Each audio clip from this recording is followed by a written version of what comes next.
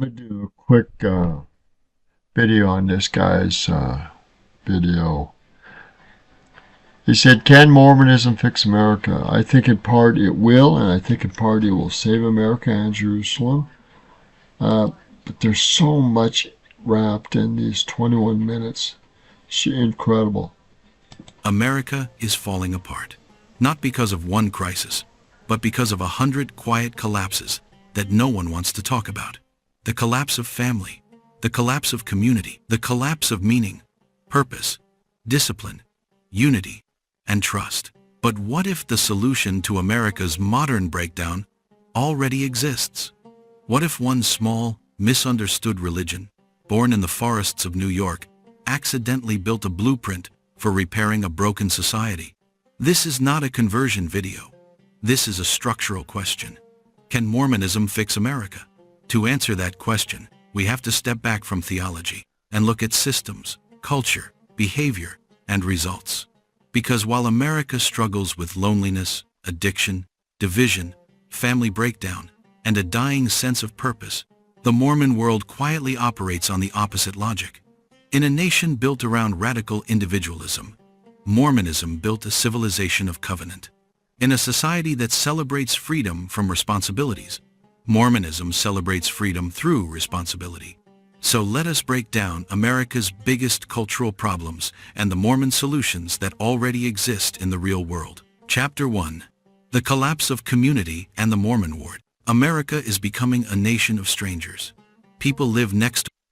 I can't emphasize how important this is and how necessary it is to really get to know people. I'm guilty of this as anybody is.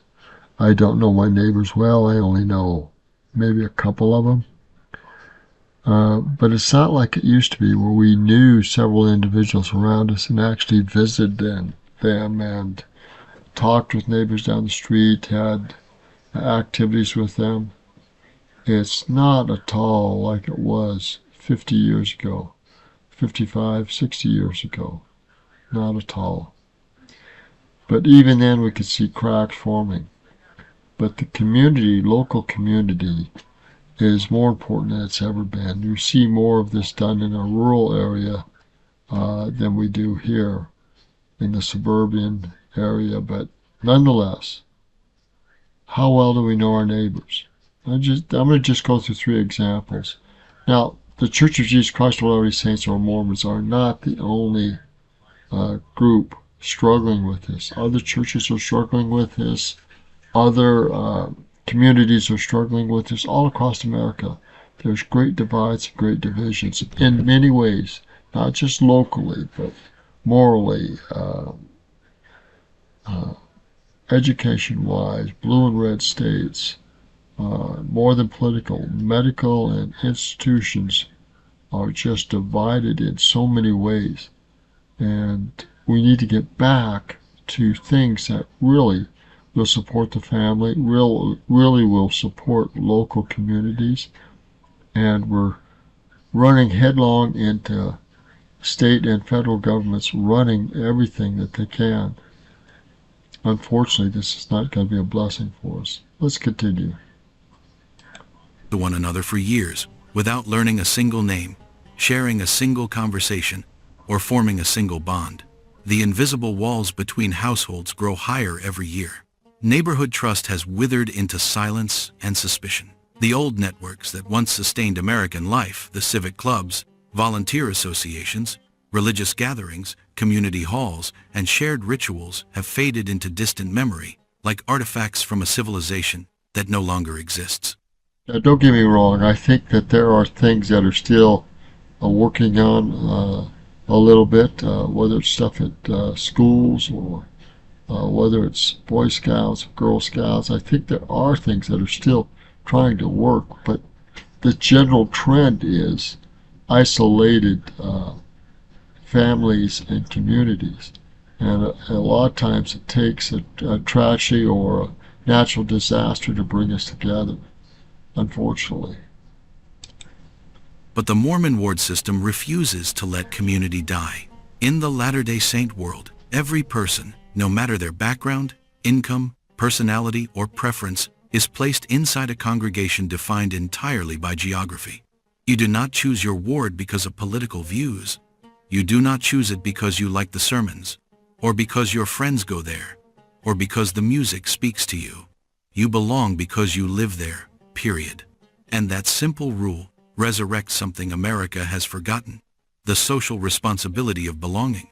Instantly, a newcomer is absorbed into a living organism. Neighbors arrive at your door with meals. Leaders introduce themselves within days. Families invite you in before you even figure out the street names. Weekly meetings establish rhythm and familiarity. Ministering friendships bind households together with quiet, deliberate care. Activities for children, youth, and adults ensure that no one, not the elderly, not the introverted, not the overwhelmed, can vanish into the background. In a nation evaporating. Now, we're still struggling with this to some extent because some wards are more friendly than others, some wards are more outgoing than others. But the principles remain the same, and we need to develop greater local communities and greater local support. No two ways about it. Into loneliness, Mormonism resurrects the ancient idea that community is not an option, it is an obligation, a calling, a shared burden of care. And in practice, it works. People feel safer, more connected, more accountable, and more seen than they ever would in the vast, isolating emptiness of modern American suburbia. Chapter 2, Family Breakdown, and the Mormon Family Model. America's family structure is collapsing. Marriage rates have dropped to historic lows, falling year after year as fewer people see lifelong partnership as attainable or even desirable. Divorce and single-parent households continue to rise, stretching parents thin and leaving children without the stability previous generations took for granted. Now, even in the church, in our current area and situation, more than half of the adult members are single, either divorced, separated, elderly, but they're single. They don't have a spouse. So it's a serious, serious challenge and problem. Birth rates have fallen below replacement, signaling not just personal preference, but a cultural retreat from the idea of building the future.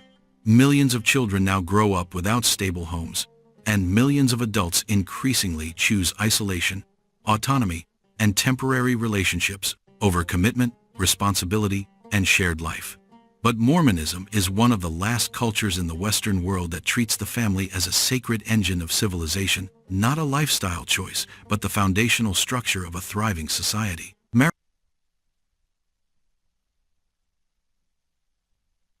Not as a romantic experiment or a temporary contract, but as a covenant partnership built on loyalty, sacrifice, and shared destiny. Children are welcomed not as economic burdens or optional accessories, but as blessings, divine gifts, who bring meaning, purpose, and continuity. Parents are expected to be present emotionally, spiritually, and physically, not outsourcing child rearing to institutions, screens, or chance. Family nights set aside weekly reinforce unity and rhythm. Homes slow down so families can talk, learn, and reconnect. Meals are shared, not rushed. Scriptures are opened. Prayers are spoken together. Traditions become anchors. There is structure, not chaos. Accountability, not drift. Responsibility, not neglect. And in the Mormon understanding, roles are not about hierarchy or power. They are about stewardship, about deliberately caring for one another with intention and purpose. The result is astonishing. Mormon families consistently rank among the most stable in the developed world. High marriage rates, high birth rates, high parental involvement, higher resilience against divorce, higher youth engagement, and adult participation. Where America debates endlessly about how to repair its fractured homes, Mormonism quietly demonstrates that strong families are not theoretical. They are lived reality, practiced daily, and proven across generations. Chapter 3. Law. Okay. And this goes on. I think he's got about 10 or 12 of these areas, and they've all got their points. They've all got their value. But you should watch it and consider what he has to say, because it's pretty accurate. There are fractures even in the church. Our marriage rates have went down. Our children rates, birth rates have gone down. So we are being affected by the world that we're in. There's no two ways about it.